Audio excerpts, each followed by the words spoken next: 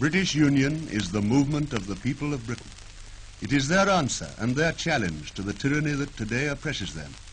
That tyranny is the money power of international finance, which commands government, parliament, and the old political parties.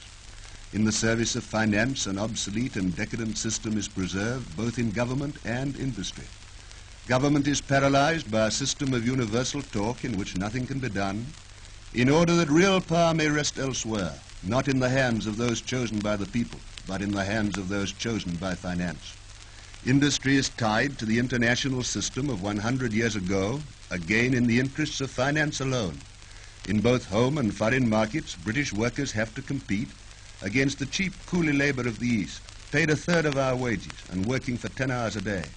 Yet this cheap slave labor has been supplied by finance with the best modern machinery in order that a higher rate of usury may be drawn from sweating the East than from equipping the West. In face of these new conditions, how can any international system, whether it be capitalist or socialist, maintain the British standard of life, let alone increase it to the high level that modern science makes possible and that our great people deserve? For in this modern age, science gives to us British the power to use our own great heritage of British Empire to build the greatest civilization the world has ever seen. We have the finest workers and technicians. Within the empire alone we possess unlimited raw materials to satisfy every demand of industry. One thing alone we lack, a market to absorb the great wealth that modern industry can produce. That market is the purchasing power of the British people. They are robbed of the power to buy British goods because their wages are dragged down by cheap slave competition from abroad. They are subject to that competition because finance draws its usury from foreign investment in the shape of cheap foreign goods. We British are denied our heritage by the power of usury. So we challenge finance and the parties who have sold the people to usury, to carry out the people's will and to subordinate to the nation the vested interests who today exploit the people. We ask from the people power for the people's government.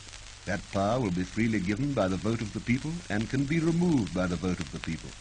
But the government elected by the people must have power to act. If the people's government has not power to govern, then the money power will continue to govern. That money power has divided the British people in order that it may rule them. We have been divided by the war of party, of class, and of faction. So the British, who for 1,000 years have never been conquered by the foe without, have been subdued by the foe within. Britons who should be brothers have fought each other, and alien finance has conquered. Therefore to our brother Britons we say, unite. Britain united is invincible and irresistible, and together we will build the mightiest civilization mankind has known. A new world awaits the united will of Britain reborn.